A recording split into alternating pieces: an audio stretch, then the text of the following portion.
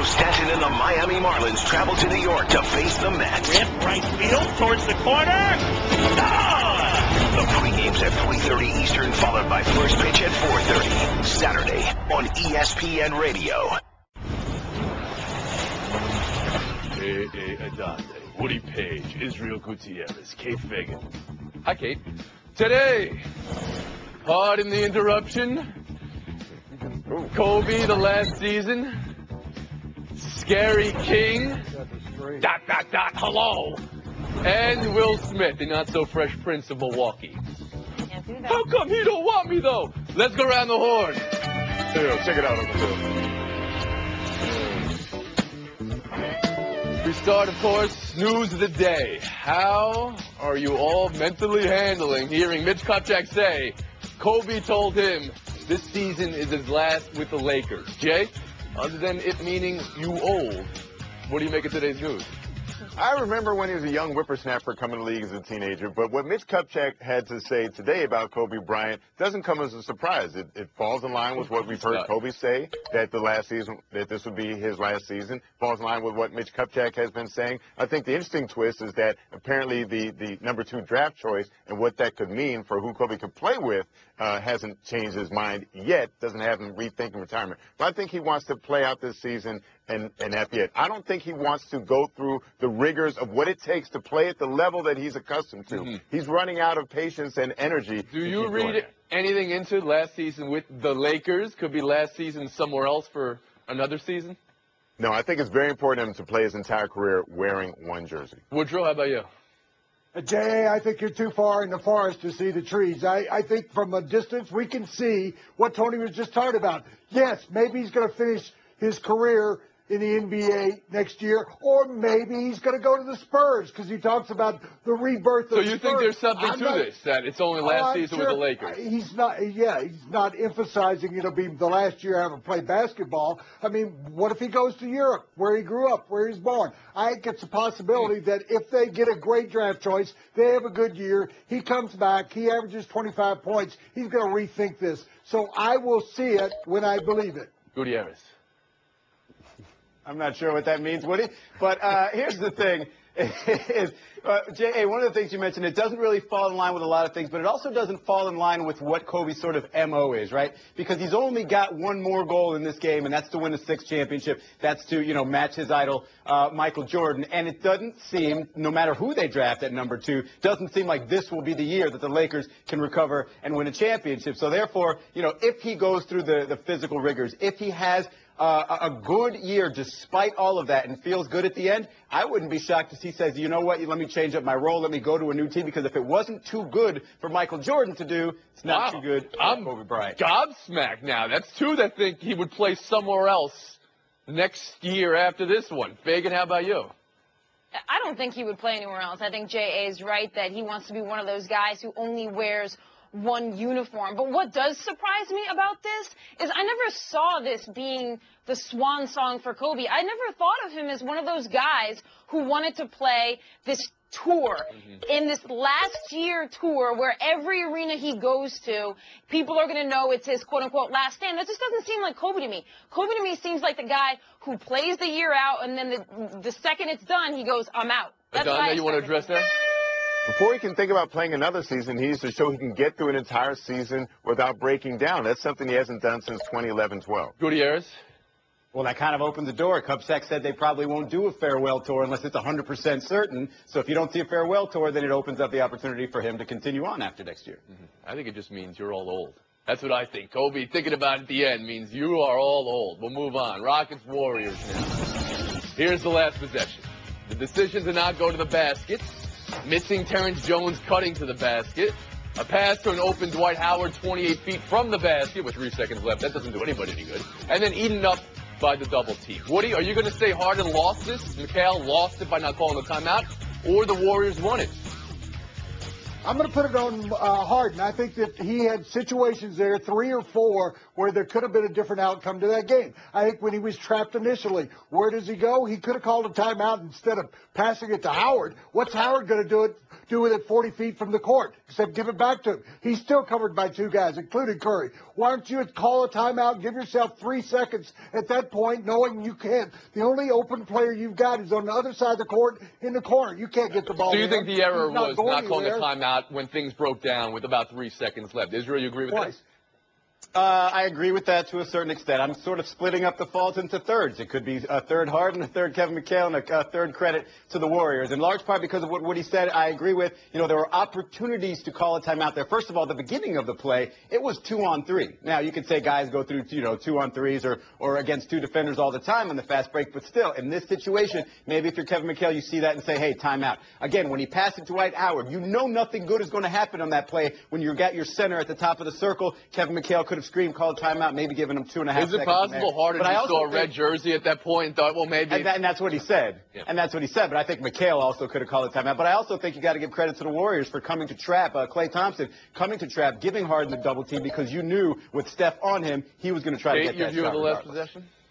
I think the responsibility is on Harden, but I'm having a tough time mustering a lot of blame for him. I mean, this is a guy who spent 47 minutes kind of looking like he had the blueprint to a maze. I mean, that's how he plays.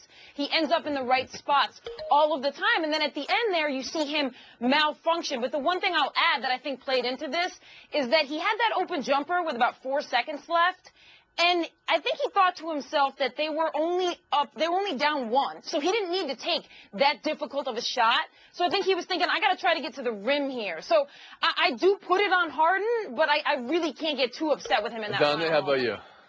McHale made the right call not calling timeout. You're not going to get anything better than Harden going downhill, as McHale said, in a scrambled defense. So it was the right move there. Harden just made the wrong move. He chose poorly, given all the options we laid out for him. It is kind of unfair to put it on him because he was the reason they were even in position to win that game. Dominant in the entire game. And I thought it was important at the end, his mindset. He said he was frustrated about this loss, but they're encouraged because they feel like they can go back to 5 points is what separates there. the first 2 games. What type of hope do you think Houston has going home, Jay?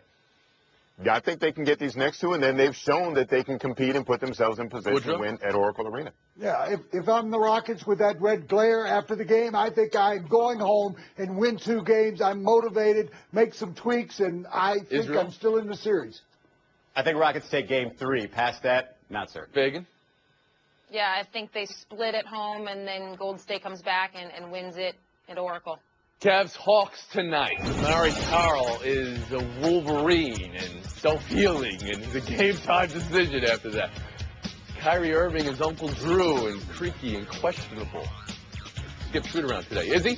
Should the Cavs, up 1-0, on the road, push it tonight with Kyrie? I mean, I don't know. It depends on your definition of push it. To me, I think if he can play at all, if it's something where they do the MRI, there's no further damage, it's just a matter of pain tolerance, etc., then I think you throw him out there because it's not necessarily about needing to win another game in Atlanta. It's about, look, if this is the version of Kyrie Irving I'm going to get, then this is the version of Kyrie Irving I'm going to get, and I've got to learn how to play with him at this level. So I don't think, they need to force it if he can further injure himself. But as it is right now, if it can't get any worse, absolutely. Yeah, if he's not risking further injury, they got to put him on the court. I mean, he only had 10 points last game, but he was a distraction. He's occupying the defense out there. This is going to come down to LeBron and whatever X factor he creates. He created that X factor. J.R. Smith steps into that role. He makes 8 3-pointers. That's how the Cavs are going to win this. LeBron and person to be named who steps up. Adonde? Yeah, I don't think Kyrie will be benefited much if he sits out one game. I am more concerned about DeMarre Carroll. If that knee is compromised at all, if it's susceptible to further injury, he's the one who's a free agent this offseason. I'd hate to see him miss out on a potential huge payday if he does further damage to Woodrow?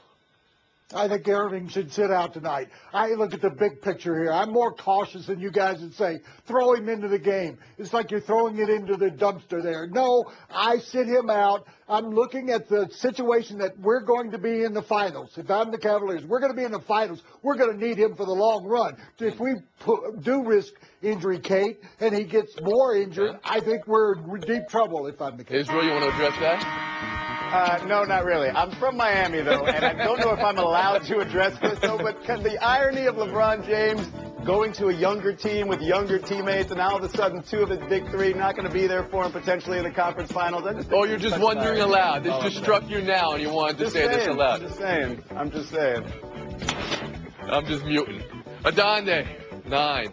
Page 8. Gutierrez, 7. Fagan, 11. We've been Homer taking a break. Buy or sell next. You're coming up. Excuse me, sir. You have some forearm on your goo. Stick around. Geico presents Strange Savings Stories. Astronomers detected an interstellar transmission. It stated, Geico, 15 minutes could save you 15% or more. The implications were staggering. Was the cosmos telling us we could all save hundreds on car insurance with Geico? Or did their radar merely pick up a signal from the nearby Rufus and Clyde's morning show? We may never know. Geico. 15 minutes could save you 15% or more on car insurance. Buy or sell. Will Smith says it was sunscreen and rosin, and he forgot to wipe it off. Freddie Gonzalez saw it, told the umpires. Umpires called that a foreign substance, and per rule, you're gone. People with hot takes compared it to Deflategate. Jay blamed the player, blamed the game, and his 8-game suspension with MLB set today fair?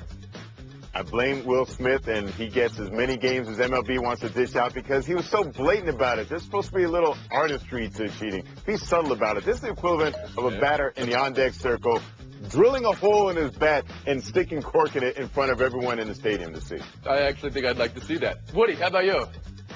I blame the game. They have, over the years, allowed pitchers to actually do this. Oral Hershiser told me a couple of years ago he didn't know anybody in baseball that was a pitcher that didn't want to get a better grip on the ball, and they do it all the time. I think foreign substances are just part of every game, Tony.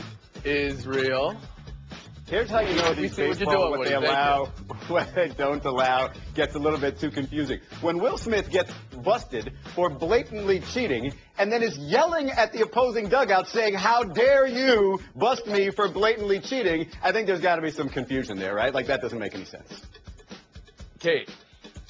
I blame Will Smith on this. I think that you have to learn how to follow the unwritten rules in this. And that's what that's where his problem was. But on a larger scale with baseball, I think they need to address the foreign substance rule, because whenever guys have all these layers of unwritten rules for confusion, it means there's a problem with your rule in the first place. Nobody compared it to Deflategate. I thank you all for that. We'll move on. Buy or sell, too. The What's Wrong with Clayton Kershaw articles that are popping up all over the place. 2-3 record, 4.34 ERA, getting beat deep by Bumgarner when not just getting beat by Bumgarner. Woody, at this point, how much concern should there be for Kershaw? I think there should be a great deal of concern. He's not the best pitcher in the National League. He's not even the best pitcher on his own team. I saw him play and pitch against the Rockies about a week and a half ago. He doesn't have the same velocity. He doesn't have the same location point. So are you concerned? He doesn't have the same release point, Tony. Old school. And are you concerned? Yes, I said I'm deeply concerned for him. Israel. Well, the standard that Kershaw set, especially after last year, you'd be concerned if his ERA was in the 2s, okay? But now it's in the 4s. So, yeah, you're going to be a little concerned with that. To me, if you listen to Kershaw, he says he didn't have much left in the tank yesterday. Maybe he just needs a LeBron James-style 2-week vacation, and he can return to his dominance. So if you're the Dodgers, you consider holding him out for a couple weeks here. How about you, Kate? I would. Not necessarily in the DL, but holding him out. No, that makes sense, because listening to him, it sounds like there's an element of fatigue here. And as Izzy said, those numbers he posted last year, he can't maintain those going forward. But there is a little bit of spotlight happening here on Kershaw because of the Dodgers' inability to score runs. That is just highlighting what seems to be Kershaw missing a little something. Adonde. I was concerned that Kershaw and the Dodgers couldn't capitalize on the great year he had last year because you know he can't duplicate that throughout the rest of his career. That was a once-in-a-lifetime type of season. And I stopped by AT&T Park yesterday before covering Rockets and Warriors, and let me tell you, that Bumgarner home run was loud. He was leaving his breaking balls in the zone for Gonzo down the line. He is not the dominant pitcher with the type of control that we saw in the past. Would you advise what Israel did to sit him out for 2 weeks to try to get him back? I don't think that's it because, you know, he came into the season. This has been a season-long problem for him. It's not like it just developed. He just hasn't been sharp all year. Buy or sell 3. Rafa Nadal, 60 at the French Open, which means Djokovic in the quarters. They do it by world rankings, Israel, but tournaments also reserve right for special circumstances. Maria Sharapova, for one, criticized his seeding. Buy or sell? Yeah, look, I'll buy it a little bit. I mean, in terms of special circumstances, there's nobody you're going to make that for other than Rafael Nadal right now with his incredible record at the French. But listen, his game is based on physicality, it's based on quickness. If he loses a step, he's going to lose a lot of what makes him great, especially on that surface. So, no, I don't think it's an insult necessarily. I buy the 6th seed here at the French Open. Nadal has not been good on clay this year in Europe. He hasn't won a title on clay. He got beat by Andy Murray. They have to seed him according to how he's playing on clay this year. Adonde. Okay, I think you have to take into account his dominance at that particular venue as well, and you also have to think of the marketing aspect. You want to set up a matchup with him and Djokovic before at least the semifinals. Paige. Kate, give some historical preference here to a guy who's won 5 tournaments in a row there. He's not playing indoors in some other country in Spain. He's playing in France where he's totally dominated. You want to get him into the semifinals or the finals. Decide, what do you expect from a country that loves Jerry Lewis movies? Thank you for that old joke. Woody, I know you would make that argument for a man with 494.5 career wins. Your history here, though. What's the last word? Happy Memorial Weekend. Have a great one, Woodrow. Adonde Gutierrez, Fagan. Lightning round next. Coming up, Rangers in danger, Lightning in the Lightning. Lundqvist will show up tonight for New York. If there ever was a game that looked like it was the game after a 3 overtime game, this was the game. Ducks 2-1 and 2-1. Let's talk about the Mike Milbury comments on NBC on Corey Perry. If I were playing against him, I'd probably want to hurt him in some painful and permanent way. Jay, Milbury go too far there? Yeah, not cool to wish to inflict damage on someone, but it's mitigated by the fact that he's not actually going to be out there on the ice where he can inflict painful, permanent damage. Well, yeah, I mean, you don't want to say painful necessarily. You certainly don't want to say permanent, but he said, I'd want to, which means athletes are just going to want to get that into their head. Hey, I want to take this guy's head off, or I want to, hit him in the knees. Okay, so you make a semantic argument saying that he's not physically going to do it makes a difference. How about you, Kate? Yeah. Yeah, usually when I find an opponent annoying or frustrating, I want to beat them at the game we're playing, not beat them, right? He also said he would be a teammate of his. He would like him as a teammate. I want to mute Israel now. And I just did. How about that? Lightning 2, Lightning Rangers. Tampa scored 6 on Lundqvist in Game 2. 6 on Lundqvist in Game 3. Earlier this year, 4, 5, and 5. 1 goal in Game 1. What are you setting the odds over under tonight, Israel? All right, since I get to set the over-under here, I'm going to set it at a number that I think they're going to need for him to do to win. And I'm going to say that's 1.5. Because I know they exploded for 5 goals in this last game. But if you look, the Rangers haven't been scoring a ton. He needs to keep it. He needs to keep that score low. Haven't been lighting it up. So I think. Okay, so you're saying the over-under is 1.5 in order for New York to win. How about you, Kate? Well, I agree with that, and I'm taking the under. Because I think Lundqvist is going to let up 1 goal. I think the Rangers are winning. I think the Rangers made a lot of mistakes, not just Lundqvist. I think they fix those. They make his life easier. They come out of this game with a win. Adonde? I say over under 3, and it'll be under if the Rangers' defensemen are more physical and react more quickly to the puck when it's in front of the net. You saw they were just letting the Lightning skate all over. If they do a better job, guess what? Lundqvist will take care of his business. All right. Statistics this year, though. I mean, he's allowed more goals to Tampa than anybody else in hockey. Adonde, Fagan, that's going to be our showdown. Gutierrez next to go. What's the last word? If I were in that studio with you, I'd want to rip that joystick off your monitor there or your desk there. All right. I guess I can't do that. Israel, have a great Memorial Day weekend. We'll see you next week. Showdown next. 2 enter, only 1 will leave. It's straight ahead. Howard the Duck. Hood. Major League Baseball on ESPN Radio. This season, the Mets have been a tale of 2 teams. One of the league's best at home and one of the worst on the road. Towards the corner. This weekend, they'll be at home at Citi Field facing the Marlins. Will their home field domination continue, or will Giancarlo Stanton lead Miami to a road win? The Mets and Marlins. The pregame's at 3:30 Eastern, followed by the first pitch at 4:30. Saturday on ESPN Radio and the new ESPN app. It's showdown, it's Fagan and Adonde, and it's Wayne Gretzky on phenom Connor McDavid. Quote, he has the potential to be a Crosby, a Gretzky, a Lemieux, end quote. J.A., you're giving Gretzky a pass for invoking Gretzky like that? No, he should have taken the route that Kobe Bryant did when asked him about the upside of Kevin Durant, and he called him a 6'11" me. And also, if you're going to use third person, take advantage of one of the best nicknames of all time. Go the great one, not Gretzky. This is the only time I'm going to allow the third person, because the alternative is for Wayne Gretzky to say, well, he could be like me, and I don't think that flies. I think that's even worse than third person here. Mm-hmm. Okay. I don't know. I think Adana's got the point there. We'll move on. Iguodala time machine. And Howard the Duck. How do you think Dwight should explain this, Kate, that he's hurt, which he is, and had a great game anyway, that his team followed up with a great run into the half tide, that Iguodala is Benjamin Buttoning, or that it's not worse than Kyle Korver 2 nights ago? I would definitely go with the last one, Kyle Korver, because Kyle Korver somehow, some way, first of all, that was not the first time he's done that. There's plenty all over the internet of him hiding. Yeah. Also, he made it seem as if the better choice there was running out to defend the three-point line. Sometimes, Kate, honesty is the best policy, and Dwight Howard just came out and said, look, I wanted no part of that dunk. Andre Iguodala was going back to the Houston dunk contest days. I didn't want to be in that boat. No, he may be Benjamin Buttoning in for a little bit, but Howard still had a very solid game. We didn't talk about him earlier in the program. For a guy who's on a bad knee. On a bad knee. Came up pretty big for his team. Now Adana comes up big in face. You know, normally I'm not one for analytics, but when analytics can support the argument of one J.R. Smith, I have to make an exception.